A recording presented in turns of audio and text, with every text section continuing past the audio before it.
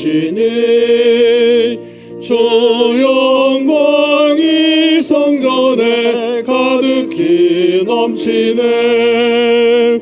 거룩한 주님 앞에 죄인된 우리를 경건한 마음으로 찬양합니다. 은혜의 예수님 우리 죄 인하여 속죄의 큰 사랑을 이루어 주셔서 율법의 멍에에서 해방해 주시니 복음의 자유를 감사합니다. 위로의 성령님 우리의 마음에 늘 함께 계시오니 큰 힘이 됩니다. 슬픔도 두려움도 넉넉히 이기니 이 세상 끝날까지 함께 하소서.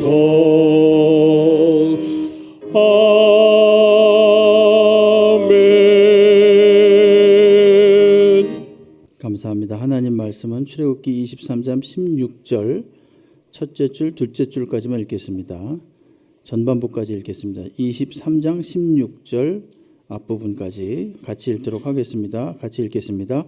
맥추절을 지키라. 이는 내가 수고하여 밭에 뿌린 것의 첫 열매를 거둠이니라. 아멘. 할렐루야. 오늘 예배에 참석하신 우리 성도님들 하나님께서 은혜와 평강과 기쁨으로 또 감사로 넘치게 하시길 주의 이름으로 축원합니다. 출애굽기 23장 16절 말씀으로 맥추절을 지키라 이런 제목으로 은혜를 나누겠습니다. 이스라엘 그 3대 절기가 있는데 그 절기를 하나님께서 모든 이스라엘 남자들에게 특별히 지키라고 명하셨습니다. 신명기 16장 16절로 17절 말씀을 보시게 되면은 너희 가운데 모든 남자는 1년에 3번 곧 무교절, 77절, 초막절에 내 하나님 여호와께서 택하신 곳에서 여호와를 배웁되 빈손으로 여호와를 배웁지 말고 각 사람이 내 하나님 여호와께서 주신 복을 따라 그 힘대로 드릴지라 이렇게 말합니다. 여기 보면 무교절, 77절, 초막절이 있는데 그 세 절기를 지키라 그러고 택하신 곳에서 저건 예루살렘 성전을 말하는 겁니다. 여호와를 배웁되 또 빈손으로 여호와를 배웁지 말라 이렇게 말합니다. 힘대로 주신 복을 따라 드리라 이렇게 말하고 있습니다. 요 세 절기, 그 세 절기를 요거 좀 띄워봐 주시죠. 한번 조금 아까 요렇게 정리를 할 수가 있는데요. 6월절은 다른 말로 무교절이라고도 하고요. 오순절은 맥추절, 그다음에 77절이라고도 합니다. 초막절은 수장절 또는 장막절이라고도 합니다.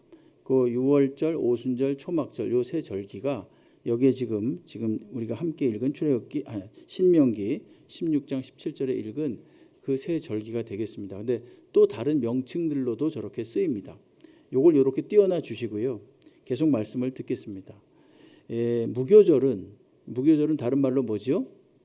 저기 나오죠? 6월절이라고 나옵니다. 그 6월절은 3에서 4월 중순 우리나라 달력으로 따진다면 그 정도가 됩니다. 이것은 어린 양의 피를 보고 죽음의 사자가 넘어감으로써 애굽에서 종살이하던 이스라엘 백성들이 다 나오게 된 것을 감사하는 절기입니다. 그러니까 우리나라로 말한다면 광복절이다 이렇게 좀 그 연관해서 말할 수 있고요. 이 절기는 누구와 또 연관이 되냐면은 6월절에 죽으신 예수 그리스도, 저때 어린 양의 피를 문 인방과 좌우 설주에 바르라 그랬는데 바로 예수님의 피로서 우리가 구원받았다는 것을 예표하는 그런 내용이기도 합니다. 그러니까 자세히 사복음서를 보시게 되면요, 꼭 예수님이 잡히시던 때를 표시하고 있는데 6월절이다 또는 6월절이 다가오매 뭐 이렇게 항상 유월절을 예수님과 연관지어서 이야기를 하고 있습니다. 고린도전서 5장 7절 말씀에 보시게 되면은 너희는 누룩 없는 자인데 새 덩어리가 되기 위하여 묵은 누룩을 내버리라. 이렇게 나오죠. 우리의 유월절 양 곧 그리스도께서 희생되셨느니라. 이렇게 말합니다. 그러니까 유월절 무교절이라고 하는 유월절은 이제 예수님과 연관되어져 있고 또 이스라엘의 광복 애굽에서 나온 것을 기념하는 감사하는 절기가 되겠습니다. 그 유월절을 지킬 때 유월절이 지난 3일 후에는요. 뭐가 있냐면 초실절이라고 있습니다. 그것은 첫 이삭 3일 후에 유월절 3일 후에 첫 이삭을 가지고 성전에 갖다 바치는 의식입니다. 그러니까 그것은 유월절 3일 후니까 뭐가 퍼뜩 떠오르시죠? 떠오릅니까? 네, 아무 생각이 없으신 것 같아요. 자, 유월절하고 3일 지났어요. 뭐가 떠오릅니까? 예수님의 부활이 떠오르겠죠. 예. 그래서 그 유월절 지난 다음에 그 초실절 3일 후에 초실절이 이제 진행이 되고 이것은 처음 익은 부활의 첫 열매인 예수님을 상징합니다. 그다음에 또 하나 이제 77절이 있죠. 조금 아까 그 세 절기 그걸 다시 한번 띄워봐 주세요. 예, 77절이 있습니다. 77절은 다른 말로 오순절 또는 맥추절이라고도 한다 이렇게 말씀드렸죠. 저거는 언제냐 하면은 6월절로부터 7날이 7번 지난 후 그래서 77절이다 이런 표현을 씁니다. 6월절로부터 7날이 7번 지난 후 플러스 하루 그 이튿날 해가지고 그게 오순절이다 이렇게도 말하죠. 그러니까 50일째가 되는 거예요. 그러니까 이때는 언제냐면 첫 보리 열매를 거두는 그런 때입니다. 신명기 16장 9절로 11절 말씀에 보게 되면 신명기 16장 6장이 아니라 16장인데 제가 읽어드릴게요. 오늘 7주를 셀지니 곡식의 낫을 대는 첫날부터 7주를 세워서 내 하나님 여호와 앞에 77절을 지키되 내 하나님 여호와께서 내게 복을 주신 대로 내 힘을 헤아려 자원하는 예물을 드리고 너와 내 자녀와 노비와 성중에 있는 레위인과 및 너희 중에 있는 객과 고아와 과부가 함께 내 하나님 여호와께서 자기의 이름을 두시려고 택하신 곳에서 내 하나님 여호와 앞에서 즐거워할지어다 이렇게 말합니다. 이게 77절, 오순절, 맥추절의 규례가 됩니다. 이때가 언제냐면 보리 추수의 첫 열매를 드리는 때입니다. 우리가 오늘 맥추절을 자세히 볼 텐데 개괄적인 설명을 드리고 있고요. 한 가지 초막절이 또 남았죠. 초막절은 다른 말로 수장절 또는 장막절이다 이렇게 말합니다. 이건 우리나라 달력으로 한다면 9월에서 10월경 추수감사절하고 매우 흡사합니다. 추수를 마치고 모든 한 해에 추수를 거두어 드리게 하신 것에 대한 감사로서 하나님께 절기를 지키는 것이고 그때 특별히 왜 초막절이라 그러냐면 이들이 일주일 동안 광야에 초막을 짓고 살았습니다. 과거 광야에서 40년 동안 텐트 생활을 할 때 광야 초막 생활을 할 때 그것을 기념하기 위해서 인도하신 하나님을 기념하기 위해서 감사하기 위해서 그때 일부러 지금도 이스라엘 백성들을 엄격히 지키는 사람들은 저렇게 한다고 해요. 실제로 일주일씩 밖에서 집이 큰 사람들은 자기네 집 앞마당에다가 텐트 치고 일주일씩 지낸다고 합니다. 그러니까 그것은 광야길에서 지켜주신 하나님의 은혜 그리고 마침내 풍성한 열매를 거두게 하신 하나님의 은혜 이것을 감사하는 거죠. 자 그러면은 이 세 가지를 정리하면은 무교절은 다른 말로 뭐라 그랬죠? 유월절이라고 그랬습니다. 그것은 예수님의 구원의 은혜를 감사하는 겁니다.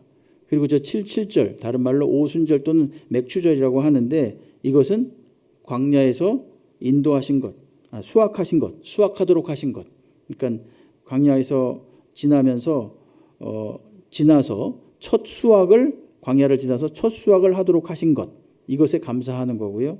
그 다음에 초막절, 이 수장절은 이 하나님께서 광야 생활 내내 동행하시면서 인도하신 것을 상징합니다. 의미합니다. 그것에 대한 감사합니다. 그러니까 이걸 또 예수님하고 연결시켜 본다면 저 유월절은 예수님의 어린 양, 죽으신 희생하심, 그것으로 우리를 구원하심. 그러니까 구원과 상관이 있고요. 저 오순절은 예수께서 이제 내가 가면 성령께서 오실 것이다 라고 하신 성령 강림과 상관이 있습니다.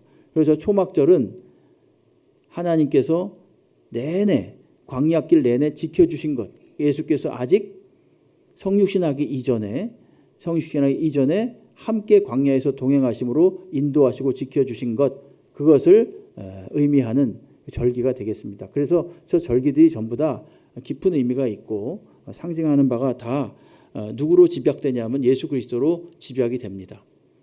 역대하 8장 13절에 보게 되면 모세의 명령을 따라 매일의 일과대로 안식일과 초하루와 정한 절기 곧 1년의 세 절기 무교절, 칠칠절, 초막절에 드렸더라. 이렇게 이야기를 하고 있습니다. 자, 그러면 이걸 지금 세 절기를 좀 이렇게 말씀을 드렸는데 왜 우리나라 절기도 아니잖아요. 솔직히 말해서. 근데 왜 절기? 더군다나 무교절은 보리의 첫 열매를 거둔 것을 기념해서 하나님께 감사하며 드리는 절기인데 왜 이 세 절기가 꼭 이렇게 주님께서 절기를 지키라고 이렇게 명령을 하셨을까요? 그건 뭐냐면은 비록 오늘날 우리에게도 해당되는 거죠. 비록 우리가 뭐 농경 국가는 아니지만 또 광야 생활을 한 건 아니지만 이 세 절기에 공통적으로 해당되는 것은 바로 한번 받아하시죠. 감사. 감사 때문에 그렇습니다. 감사. 하나님께 감사하자 이런 겁니다. 그 어느 부산에 있는 교회 목사님이 굉장히 많은 고민을 했답니다. 왜 고민을 했냐 하면은 성도님들이 이제 차를 타고 오는데 이걸 주차할 데가 없는 거예요. 그래서 옆에 큰 공터가 있었는데 그 공터는 그냥 노는 공터예요. 그래서 속으로 저 공터를 좀 썼으면 좋겠다 이렇게 생각을 했는데 마침 그래서 이제 그런 마음을 먹고 그 주인을 찾아갔죠. 주인께 말씀드렸더니 그 주인이 아주 흔쾌하게 쓰십시오 그랬다는 거예요. 그게 얼마나 감사해요. 그러니까 그 대신 한 가지 조건이 있습니다 그러더래요. 그 주인께서 뭡니까 그랬더니 1년이 52주인데 51주는 교회가 사용하십시오. 그 대신 한 주는 사용 못합니다. 이렇게 말했대요. 한 주는. 그러니까 그것만 해도 얼마나 감사해요. 솔직히 말해서 51주 다 사용하는데 한 주만 쓰지 말라는데 그럼 어떻게든 되겠죠. 이러면서 이제 감사하다고 썼어요. 그리고 얼마가 지났는데 성도들 사이에서 불평이 나오는 거예요. 아니 왜 한 주는 못 쓰게 하는 거야? 이렇게 된 거예요. 51주는 99.9%는 다 쓰면서 한 주 못 쓰게 하니까 그게 또 원망과 불평이 생기는 거예요. 아니 불편하게 말이지. 이걸 왜 못 쓰게 하는 거야? 그러니까 목사님이 조심스럽게 그 주인을 찾아갔대죠. 그 주인이 그러답니다. 52주 다 쓰면 누가 주인인지 모를 것 같아서요. 그러더래요.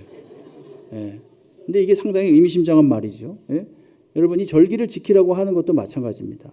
매번 감사하고 너무 좋은 날이죠. 여러분 우리가 왜 일주일 한번 이렇게 주일을 지키라 그럽니까? 모든 날이 주님의 날이에요. 이 주일이잖아요. 주일, Lord's Day, 주님의 날이잖아요. 근데 사실은 모든 날이 주님의 날이거든요. 근데 이 일주일에 한번 기념하라는 거예요. 주인 되심을 알라고. 절기도 마찬가지입니다. 하나님께서 인도하심에 대한 그 감사를 잊지 말라고 일부러 정해가지고 이 절기를 지키라고 하는 겁니다. 여러분 우리나라에서 3.1절 절기도 지키고 광복절도 지키고 그러잖아요. 왜 그렇습니까? 그 전부 다 이 나라를 되찾은 감격, 그것에 대한 감사지요. 그러기 위해서 절기를 지키라 그러는 겁니다. 오늘 우리가 이 절기에 관한 말씀은 그래서 실은 나라와 국경을 초월하고요. 그 당시 어떤 농경 사회에서 왜 우리가 지켰던 걸 우리가 지켜야 되느냐 그렇게 말할 것이 아니라 사실은 하나님께서 전반기 오늘이 딱 후반기 시작하는 첫날 아닙니까? 전반기를 지켜주신 하나님께 감사하는 마음으로 지키자 이런 의미에서 우리가 맥추절을 생각해 봐야 되겠습니다. 그런 거 한번 해보셨습니까? 노트에다 한번 해보시죠. 이렇게 불만 있죠. 불만. 내가 마음에 안 드는 거. 그거 한번 노트에 적어보세요. 5분 안에 30개 쓰실걸요 아마. 제가 해봤거든요. 나는 왜 그러니까 뭣도 마음에 안 들고 뭣도 마음에 안 들고 뭣도 마음에 안 들고 많아요. 순식간에 생각도 안 했는데 줄줄줄 나오더라고. 실제 써봤어요. 제가 보여드릴게요. 만약에 보고 싶은 분이 있으면. 근데 감사의 제목을 한번 써보자 그랬어요. 감사의 제목을 한번 쓰려 그러니까 야 창피하지만 한 서너 개 쓰니까 막히더라고요. 이게 우리입니다. 이게 우리예요. 사실은. 물론 저랑 반대인 분도 계시겠죠. 그러나 그렇게 흔치는 않을 겁니다. 하나님은 정확히 우리를 아시는 거예요. 그래서 일부러 우리들에게 감사하는 훈련을 시키는 겁니다. 그래서 우리 주님을 생각하면서 감사하라고 오늘 절기를 저희들에게 지키라고 말씀하신 겁니다. 맥추절에 대해서 오늘 특별히 보겠는데요. 맥추절은 조금 아까 말씀드린 대로 유월절 이후에 첫 보리 열매를 하나님께 드리는 절기입니다. 정확히 말하면 이 맥추절이라는 것은 보리만이 아니라 그 보리류, 그러니까 맥류죠. 맥류, 보리, 밀 또는 호밀, 귀리 이런 것들, 그런 것들에 속한 맥류과에 속한 이 첫 번째 수확을 감사하는 절기입니다. 첫 번째 수확을 감사하는 절기, 이게 맥추절입니다. 첫 열매를 감사하는 절기, 이게 맥추절이에요. 그리고 다른 말로 아까 뭐라 그런다 그랬죠? 칠칠절 또는 오순절이다, 이런 말씀 드렸습니다.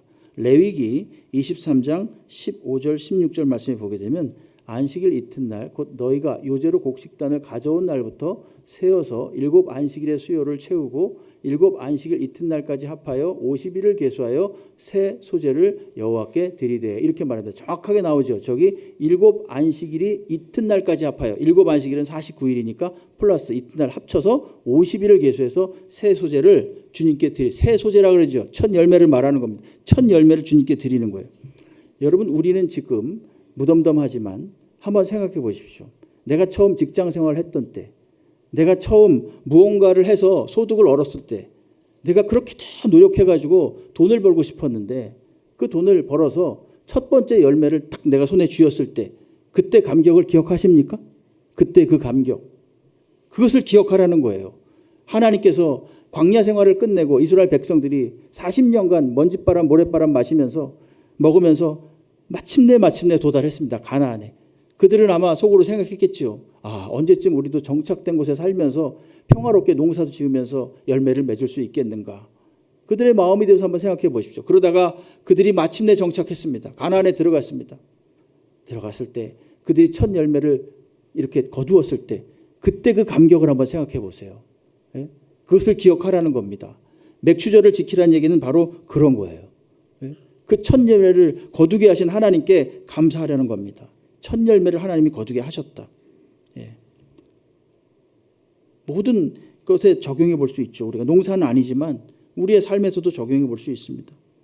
농작물이 아니더라도 우리는 지금까지 하나님께서 열매 맺도록 하심으로써 살아왔습니다. 각기 그 형태는 달라도 매일의 열매를 거두고 매주의 열매를 거두고 매달의 열매를 거두면서 우리가 지금까지 살고 있습니다. 수고한 대로 보상을 받는다? 이 말이 매우 자연스럽고 좋은 말이죠. 그러나 실제 살아보면 그렇지 않습니다. 수고한 대로 열매를 거두는 일이 그렇게 만만한 일이 아닙니다. 당연하게 거둘 것 같지만 그렇지 않아요. 농사를 하시는 분들은 아시겠죠.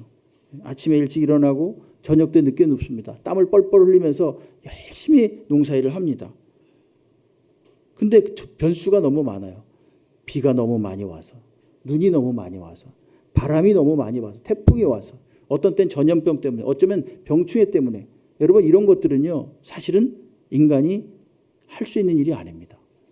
우리가 어떻게 제어할 수 있는 그런 영역이 아닙니다. 그런 것들을 넘어서 하나님께서 어떻게 하신 것입니까? 열매를 맺도록 하신 거예요. 사업을 하시는 분도 마찬가지죠. 사업을 하시는 분들 열심히 하죠. 최선을 다해서.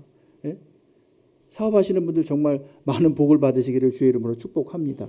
그런데 그게 만만치가 않잖아요. 나는 열심히 하는데 외적인 변수가 너무 많아요. 내 능력을 넘어서는 내가 어떻게 통제할 수 없는 그런 것들이 너무 많아요.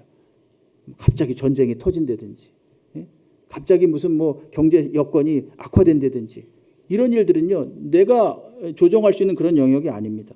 그럼에도 불구하고 하나님께서 어떻게 하십니까? 열매를 맺게 하시고야 마는 것입니다. 그래서 우리가 감사하자는 거예요. 하나님께서는요 이스라엘 백성들에게 이 감사를 잊지 말라고 아주 귀에 못이 박이도록 가르쳐 주셨습니다. 잊지 말라, 기억하라. 그게 바로 신명기입니다. 신명기 8장 11절로 14절 말씀해 보시게 되면요, 내가 오늘 내게 명하는 여호와의 명령과 법도와 규례를 지키지 아니하고 내 하나님 여호와를 잊어버리지 아니하도록 삼가할지어다. 내가 먹어서, 저 지금 신명기는 말인데 아직 가나안에 들어가기 전이에요. 그렇죠? 근데 이 가나안에 들어가서 내가 먹어서 배부르고 아름다운 집을 짓고 거주하게 되며 또 내 소와 양이 번성하며 내 은금이 증식되며 내 소유가 다 풍부하게 될 때에 내 하나님이 내 마음이 교만하여 내 하나님 여호와를 잊어버릴까 염려하노라. 여호와는 너를 애굽 땅 종되었던 집에서 이끌어내신 분이시다. 이렇게 말씀하시는 거예요. 너희가 그곳에 들어가서 열매를 맺힐 수 있는 그 기반을 마련해 주신 분이 누군가? 애굽 땅 종 되었던 곳에서 이끌어내신 분이 누군가? 하나님이라는 사실을 기억하라는 것입니다. 그곳에 들어가서 그 열매, 이 씨를 뿌리고 열매를 맺도록 해주신 분이 누군가? 바로 하나님이라는 사실을 기억하도록 가나안에 들어가기 전부터 벌써 말을 하는 거예요. 하나님께서. 그래서 맥주절은 첫 열매, 첫 번째 열매를 거두도록 해주신 그 하나님께 대해서 감사하라는 것입니다. 감사하라는 거예요. 저는 늘 우리 청년들에게도 이야기하고 우리 아이들한테도 그렇게 해서 그렇게 하게끔 해요. 첫 열매는 다 드려라. 한 달 늦게 들어갔다고 치고 다 드려라. 아멘이 하나도 안 나오네요. 그렇죠. 그럴 줄 알았어요. 여러분, 그게 말입니다. 그게 무슨 뭐 종교적인 광신적인 그런 행위가 아니에요. 이건 정말로 하나님께 항복하는 거예요. 하나님이 책임져 준다는 것을 믿습니다.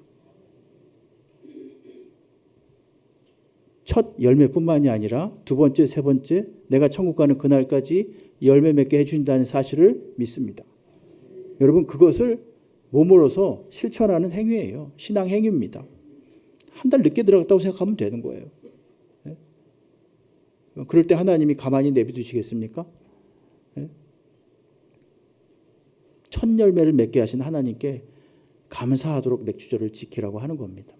두 번째는 앞으로도 하나님께서 계속 열매를 맺게 해 주실 것에 대한 감사입니다. 첫 열매가 있으니 두 번째, 세 번째 열매도 있을 것입니다. 더 풍성할 것입니다. 여러분, 우리의 삶이라는 것은 예수를 믿은 다음에 예수를 믿고 나서 이제 우리는 천국 가는 천국의 백성이 됩니다. 그러나 믿는 동시에 우리의 생명이 끝나지 않습니다. 계속 우리는 하나님께서 살라고 하신 우리의 생명을 유지하면서 살아야 됩니다. 우리의 생애를 살아야 되는 거예요. 그동안 지속적으로 어떻게 해야 됩니까? 열매를 맺으면서 살아야죠. 육신의 열매를 맺어야죠. 노동의 열매를 맺으면서 살아야죠. 한두 번이 아니라 천국 가는 그날까지 계속 될 것입니다. 근데 하나님께서 왜 맥주절을 지키라고 하는가? 첫 열매뿐만이 아니라 앞으로도 내가 너와 함께 하면서 열매를 계속 맺어주게 하겠노라 라고 하는 하나님 말씀에 대한 감사의 표시입니다. 그런 거예요. 그 다음 열매까지도 계속 맺게 하겠다, 이런 것입니다.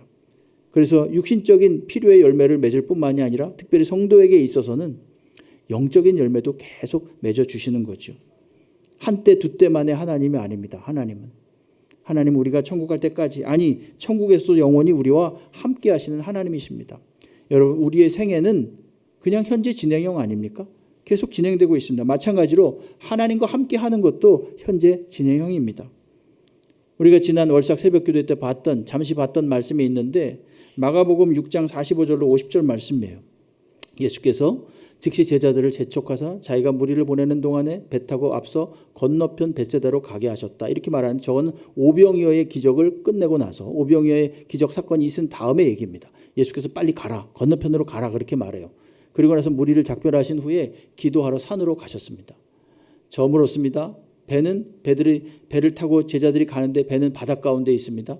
저 때가 밤 사경쯤이라고 했습니다. 밤 사경, 저기 48절을 보세요.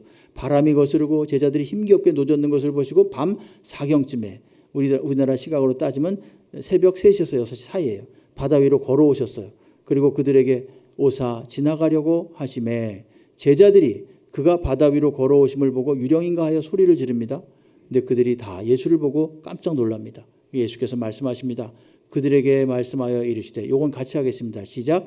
안심하라, 내니 두려워하지 말라 하시고. 아멘. 이렇게 말씀하셨어요. 상황을 잘 생각해 보십시오. 캄캄합니다. 배는 바다 한가운데 있습니다. 시간은 새벽, 아직 동이 트기 전입니다. 근데 주께서 오셔가지고 안심하라, 내가 너와 함께한다, 두려워하지 말라, 이렇게 말씀하셨습니다. 상황이 종료된 게 아니에요. 상황이 종료된 게 아니라 배는 한가운데 있기 때문에 계속 노를 저어서 건너편으로 가야 됩니다. 아직 한밤중이기 때문에 해가 떠야 돼요. 아직 진행형입니다. 아직 진행형. 근데 예수께서 뭐라 그러냐면 염려하지 마라, 안심하라, 내가 너와 함께 있다.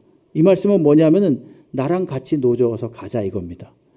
이번에 우리 주일학교 주제가 예수님과 함께하는 항해라 그랬는데 다 끝난 게 아닙니다. 끝난 게 아니라 나랑 같이 가자는 거예요. 나랑 같이 가면서 어떻게 해주시겠다는 얘기입니까? 지켜주시고 보호하시고 인도하시고 또한 열매를 맺게 해주시겠노라는 말씀입니다. 예? 저물매, 바닷 가운데, 밤사경, 이것은 아직 해야 되는 일이 있다는 거예요. 가야 될 일이 멀다는 겁니다. 여호수아 1장 9절 말씀을 보게 되면 하나님께서 여호수아에게 그렇게 말씀하십니다. 내가 내게 명령한 것이 아니냐. 강하고 담대하라. 두려워하지 말며 놀라지 말라. 내가 어디로 가든지 내 하나님 여호와가 너와 함께 하느니라. 이게 지금 가나안 정복 전쟁을 다 끝내고 하는 말이 아니에요. 아직 시작도 안 했을 때 하신 말씀입니다. 강하고 담대하라. 내가 너와 함께 한다. 그러니까 넌 두 손 뒷짐지고 가만히 있어라. 그런 말이 아닙니다. 내가 너와 함께 한다. 강하고 담대하라. 너에게 열매를 맺도록 해주겠다라고 하시는 확신의 말씀인 것입니다. 여러분, 이것을 오늘 말씀과 연관시키면은 뭡니까? 계속해서 하나님께서 우리로 하여금 첫 번째 열매를 맺을 뿐만이 아니라 앞으로 천국하는 그날까지 열매를 맺는 삶을 살게 하실 것이다. 이런 말씀입니다. 이것은 육적인 필요를 채우는 열매뿐만이 아니라 영적인 성숙의 열매도 마찬가지입니다. 골로새서 1장 6절 말씀에 보게 되면 이 복음이 이미 너에게 이름에 너희가 듣고 참으로 하나님의 은혜를 깨달은 날부터 너희 중에서와 같이 또한 온 천하에서도 열매를 맺어 자라는도다. 복음이 우리의 심령 속에 뿌려지고 그 복음으로 인하여 우리가 예수 닮은 성숙한 사람으로 계속해서 빚어져 가는 것. 지금도 열매를 맺어 자라는도다. 이렇게 표현을 하고 있어요. 이것은 우리가 고난을 당하거나 환난을 당할 때도 마찬가지입니다. 로마서 5장 3절에 보게 되면 다만 이뿐 아니라 우리가 환난 중에도 즐거워한다. 이런 표현을 쓰고 있습니다. 우리가 구원은 받았습니다. 그렇죠? 예수를 믿어서 천국 백성이 되었습니다. 근데 우리는 아직 가야 할 길이 멉니다. 근데 가야 할 길에 누가 동행하신다 그랬죠? 예수께서 동행하시는 거예요. 그래서 우리로 하여금 계속 육신의 열매뿐만이 아니라 이런 영적인 성숙의 열매까지도 맺도록 해 주신다라고 하는 것입니다. 네? 환난이 즐거운 건 아닙니다. 솔직히 그렇죠? 환난이 즐겁습니다. 그럼 약간 이상한 사람입니다. 그러나 그 환난과 함께 하시는 하나님, 나와 동행하신 하나님, 그분과 함께 가면서 계속해서 우리에게 필요한 열매를 맺게 하시는 하나님을 생각하면 우리가 감사한 거죠. 여기서 사실은 이 즐거워한다, 조금 아까 로마서에 봤던 이 즐거워한다는 말은요, 더 정확한 의미는 뿌듯해하다 이런 뜻입니다. 뿌듯해하는 것. 뿌듯해하는 것은 무언가 성취를 하는 과정에 있어서 계속 그 성취하는 과정에서 느껴지는 의미를 깨닫게 되고 또 열매를 얻게 되고 이러면서 좋아하는 거죠. 마치 어떤 직장이나 일터에서 큰 프로젝트를 맡았는데 어려운 거예요. 어렵지만 그래도 그걸 갖다 해 나가는 거죠. 해 나가면서 밤을 새고 어려움을 겪고 여러 가지 제약이나 조건 이런 것들을 다 헤치고 나가면서 하나씩 이루어 나가는 것. 그래서 뿌듯해하는 겁니다. 이게 바로 즐거워한다는 뜻이거든요. 이것이 예수와 함께 즐거워한다는 뜻입니다. 여러분, 우리는 할 수 없습니다. 아까 초반에 말씀드렸던 것처럼 우린 대단히 감사하는 것보다는 원망하고 불평하는 성향이 더 많아요. 조금만 지나면은 아주 그냥 금방 또 볼멘 소리가 나오는 것이 우리의 성향입니다. 그래서 하나님께서는요, 우리들에게 이런 걸 훈련시키는 겁니다. 하나님과 동행하는 삶을 즐거워하라, 기뻐하라, 억지로라도 기뻐하라, 감사하라, 이렇게 말씀하시는 거죠. 계속해서 우리가 감사를 입에 달고 살고 기쁨과 즐거움 이런 것을 우리의 마음속에 계속 훈련한다고 한다면 분명히 우리의 삶이 더 아름다운 열매를 맺는 삶으로 바뀌어지게 될 줄로 믿습니다. 여러분, 이건 훈련이에요. 단적인 예를 말씀드렸죠. 적어보세요. 분명히 부정적인 것은 한바탕 금방 적습니다. 긍정적인 것, 기쁨, 감사 이런 제목들은 그렇게 머리를 짜내야만 적을 수가 있어요. 그러니까 이건 뭡니까? 훈련이란 뜻이에요. 그러나 한 가지 분명한 것은 우리가 하나님과 동행함으로써 동행하는 그 자체가 우리가 열매를 맺고 있는 과정이라는 사실입니다. 이걸 꼭 믿으시기 바랍니다. 어려움 중에도 하나님이 동행하시면서 열매 맺고 하신다. 그렇기 때문에 하나님께서 우리가 살아가는데 필요한 이런 일상의 열매, 육신의 열매를 맺게 하실 뿐만이 아니라 계속해서 예수 닮은 성숙의 열매를 맺도록 하시기 때문에 감사해야 되는 것입니다. 세 번째로 감사해야 되는 이유는 뭐냐면은 이 맥추절, 다시 말해서 이 오순절 성령 강림이 예수님께서 약속하신 약속의 성취이기 때문에 그렇습니다. 맥추절은 7.7절, 즉 이 6월절로부터 9일 플러스 그 이튿날 50일째 되는 날입니다. 사도행전 2장 1절로 2절 말씀을 보게 되면 이 오순절에 어떤 일이 일어나냐면요. 이런 일이 일어납니다. 성령이 강력하게 임합니다. 그럴 때 오순절 날이 이미 이르매 이렇게 말하죠. 그들이 다 같이 한 곳에 모였더니 호련히 하늘로부터 급하고 강한 바람 같은 소리가 있어 그들이 앉은 온 집에 가득하였다. 이렇게 말합니다. 언제 성령이 임했습니까? 오순절 날에 성령이 임했습니다. 근데 이 성령의 강림은 예수께서 부활해서 이제 하늘로 올라가시기 전에 약속하셨던 약속의 말씀이었었어요. 요한복음 16장 7절로 8절 말씀을 보시게 되면은 그러나 내가 너에게 실상을 말하노니 내가 떠나가는 것이 너에게 유익이다. 내가 떠나가지 않으면 보혜사는 성령을 말하는 건데 너에게로 오시지 아니할 것이요 가면 내가 그를 너에게로 보내리니 그가 와서 누가 성령께서 오셔서 죄에 대하여 의에 대하여 심판에 대하여 세상을 책망한대요. 이게 무슨 말씀인가 하면은 세상 사람들이 가지고 있던 죄에 대한 자기 나름대로의 생각들, 의에 대한 자기 나름대로의 생각들, 심판이라는 것에 대한 오해들 이런 것들을 누가 깨닫게 해주신다는 것입니까? 성령께서 오셔서 그것이 잘못되었어 라고 책망하시면서 깨닫게 해주신다는 겁니다.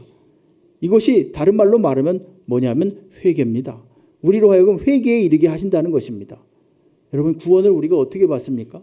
내 지식을 가지고 구원받는 게 아닙니다. 내 신념이나 의지를 가지고 구원받는 게 아닙니다. 우리가 성령께서 우리의 마음을 건드리셔서 우리가 하나님 앞에 절절히 회개할 때 구원의 역사가 일어나는 거예요. 그래서 회개는 단회적인 거예요. 구원에 이르는 회개는 단회적인 겁니다. 예? 우리가 이전에 내가 죄에 대해서 생각했던 것들, 여러분 죄에 대해서 어떻게 생각하셨습니까? 잘못하는 것, 누군가를 훔치고 도둑질하는 것 이런 거 생각했겠죠. 그러나 그것도 죄지만 그건 죄의 현상입니다.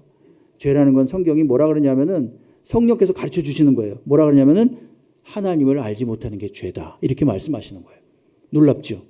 하나님을 알지 못하는 게 죄예요. 여러분 회개할 때 반드시 나타나는 현상이 뭐냐면 내가 그동안 하나님을 몰랐습니다. 수십 년 교회를 다녀도 내가 그동안 하나님을 모르고 살았습니다. 이게 회개할 때 나타나는 공통적인 특징이에요. 아마 서점에 가셔서 회개 이런 책을 한번 찾아보세요. 분명히 말씀하신 게 나올 겁니다. 말씀드린 게 나올 거예요. 회개할 때 특징은 뭐냐면 그동안 하나님 모르고 살았다는 거예요. 죄라는 것도 도덕적이고 윤리적인 거로만 내가 그냥 규범해놓고 사는 거예요. 규정해놓고 사는 거예요. 나는 나보다 깨끗하게 살았어. 나는 나보다 청렴하게 살았어. 나는 남보다 윤리적으로 도덕적으로 흠잡힐 게 없어. 훌륭한 삶입니다. 그러나 그것으로 구원에 이른 건 아니라는 거예요. 성령께서 회개케 하신다는 얘기는 죄에 대해서 책망한다는 얘기는 그런 이상한 생각들, 그런 자기 나름대로 규정하고 있던 생각들을 뒤집어 놓는다는 얘기예요. 바꿔놓는다는 얘기. 그게 바로 책망한다는 뜻입니다. 의에 대해서도 마찬가지입니다. 의에 대해서. 바르게 사는 것, 옳게 사는 것 이걸 의라고 여기지만 여러분 의에 대하여라 함은 뭐라 그러냐면 내가 아버지께로 가미니 이렇게 말해요. 이 표현도 이것도 되게 좀 약간 이해하기 어렵죠. 자, 죄에 대하여라 함은 풀어서 말씀드리면 죄에 대하여 세상을 책망하신다고 함은 뭐냐 하면 죄에 대해서 세상이 가지고 있던 잘못된 생각을 책망하시는 거고 의에 대하여 세상을 책망하신다고 함은 의라고 하는 것에서 나름대로 가지고 있었던 생각들을 책망하시는 그럼 의에 대해서 여러분 어떤 생각을 하고 계셨습니까? 종전에 거듭나기 전에 예수 믿기 전에 옳은 것 옳을 의자잖아요. 옳을 의자잖아요. 옳은 일을 행하는 게 의로운 일이라고 생각했죠. 근데 엉뚱한 말씀을 하세요. 예수께서 내가 아버지께로 가는 것이요. 이렇게 말해요. 내가 아버지께로 가는 것이요. 이러면서 의를 풀어서 설명해 주세요. 내가 아버지께로 간다는 게 도대체 무슨 뜻이겠습니까? 여러분 하나님께 갈 수 있는 사람은 의로운 사람만이 갈 수 있지요. 예? 근데 죄사함을 받지 못하고는 한 사람도 의로운 사람이 없어요. 예수를 믿지 아니하고는 의인은 없나니 하나도 없나니 그렇게 말했습니다. 그렇지요? 로마서에서 분명히 말하고 있어요. 그 말씀은 뭐냐면은 하나님께 의롭게 되지 않고는 이를 자가 단 한 사람도 없다는 뜻입니다. 그런데 누가 간다는 얘기입니까? 예수께서 하나님께 간대요. 그럼 그분은 누굽니까? 의인인 거잖아요. 그분이 의 자체잖아요.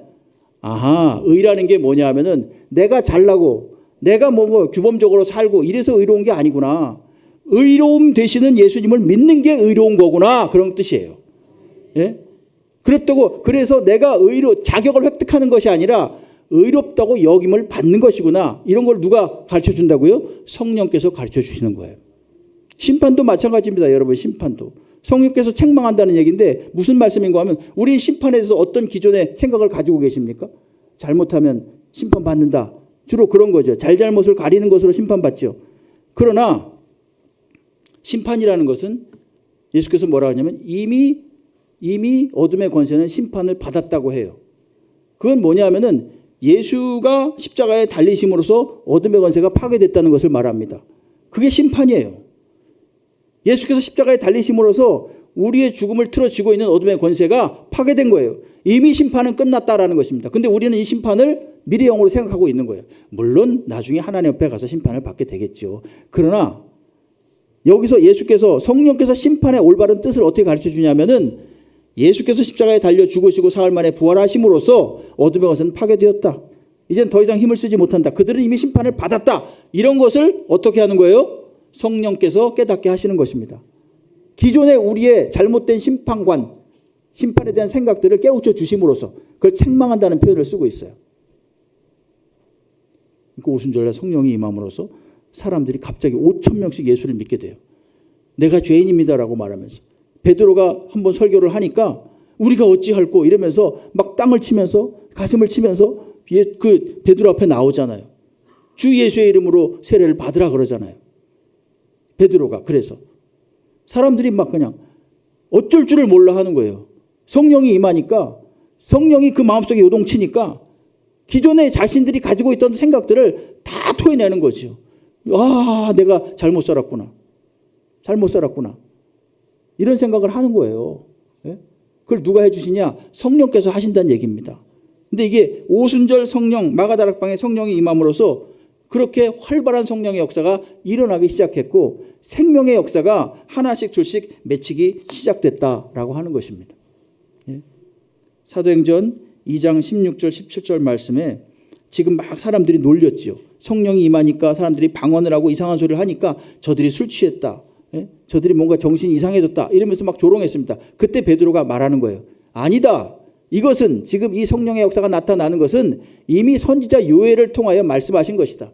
하나님이 말씀하시기를 내가 내 영을 모든 육체에게 부어주는데 자녀들은 예언하고 젊은이들은 환상을 보고 늙은이들은 꿈을 꿀 것이다. 라고 이미 요엘 선지자가 말씀을 해 주셨다는 것입니다. 놀랍죠? 근데 그것이 언제 실현됐습니까? 성취됐습니까? 오순절에 성취된 거예요. 즉 맥추절에 이게 성취가 된 겁니다. 신약적인 입장에서 본다면. 그래서 사람들이 그 이후로 자 그러면 한번 제가 여쭤보겠습니다. 자 오순절 마가다락방에 성령이 임했죠. 그럼 성령이 임하셨다가 어디로 가셨을까요? 어떤 분은 어디로 갔대요. 예? 어디로 갔대요? 아닙니다. 여전히 머물러 계시는 것입니다. 여전히 머물러 계셔서 어떻게 하실까요? 지금도 제2, 제3의 성령의 역사를 일으키시는 거예요. 참 놀랍죠. 예? 이 각박한 시대, 이 어떤 최첨단 있던 과학의 시대에 예수를 믿으세요. 지난번에 우리 선교사님 오셨었죠. 김종열 선교사님 남아공에서. 야, 진짜 은혜 받았어요. 그때 아주 그냥 말을 그렇게 힘들어서 하지도 않는데 은혜롭게 하시더라고. 예? 그러면서 아주 그리고 식사도 했잖아요. 우리가 식사를 하면서 얘기를 하는데 본인도 놀란다는 거예요. 그 남아공에 있는 학생들, 그 케이프타운 대학에 있는 그 각국에서 온 학생들을 데리고서 그 케이프타운 대학이 그렇게 좋은 대학이래요. 남아공에. 뭐 하여간 뭐 그러셨잖아요. 그때 무슨 남아공의 하버드다 뭐 이러면서 얘기를 하시고 남아공의 서울대학이다 이렇게 말씀하셨잖아요. 그 정도로 훌륭한 학생들이 많이 오는 대학이래요. 그러니까 얘네들이 굉장히 똑똑한 애들이라는 거예요. 근데 본인들이 놀라는 게 뭐냐 하면은 사형리 가지고 하나님은 당신을 위해서 놀라운 계획이 있으십니다. 다 항복한다는 거예요. 그 공부에 쫓기면서 전부 다 아주 그냥 신경이 바짝 서 있는데 그럼에도 불구하고 그 말씀을 가지고 10분을 이야기하면 10분을 듣는다는 거예요. 그럼 본인도 놀래요. 그걸 전하는 선교사님도 놀란다는 거죠.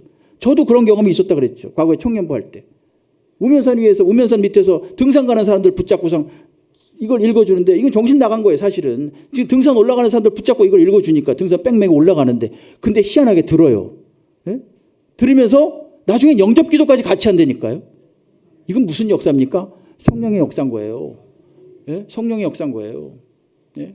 오순절 마가다락방에 있던 성령의 역사가 그때 열매를 맺게 하시고 또 계속해서 지금도 열매를 맺어 가시고 있는 겁니다. 그래서 우리가 맥추절, 오순절, 77절 다 같은 말이고 성령 강림과 강림하여서 지금도 생명을 주시는 하나님께 감사하는 절기로서 지켜야 되는 겁니다. 과거에 어르신들은 다 아실 거예요. 이 소련의 공산당 서기장 중에 호르시초프라고 있습니다. 호르시초프 들어보셨죠? 아실 거예요 아마. 저도 아버지한테 얘기를 많이 들었어요. 호르시초프 그래가지고 굉장히 읽는데 그 사람이 이제 한창 냉전 시대인데 미국을 방문했다는 거 아닙니까? 미국을 방문하고 돌아와서 사람들에게 말했대요. 아, 왜 저 미국이란 나라가 이 짧은 시간 동안 이렇게 강대국이 됐는지 부강한 나라가 됐는지 이제 알겠다 그랬대요. 그게 뭔가 했더니 그 사람들은 말끝마다 땡큐, 땡큐 그러더래요. 말끝마다 감사하대요. 말끝마다. 예? 그들은 이 언어 속에 감사가 배어 있더라는 거예요. 예? 모든 것을 감사함으로써 이야기하니까 자기가 알았다는 거죠. 그분도 굉장히 통찰력이 있는 거죠. 그러니까 호르츠프라는 사람도 예?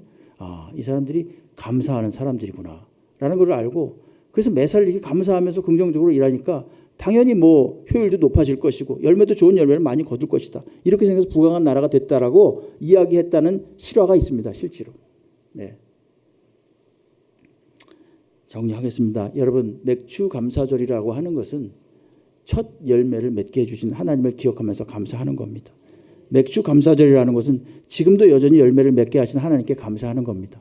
맥주 감사절이라는 것은 오순절 마가다락방에 임했던 그 성령의 놀라운 역사로 인해서 새 생명을 얻게 하시고 지금도 역시 새 생명의 열매를 맺어 가시는 하나님께 대해서 감사하는 절기입니다. 여러분 한번 실험해 보십시오. 이제 6개월 남았습니다. 이 하반기가 감사로서 한번 훈련해 보십시오.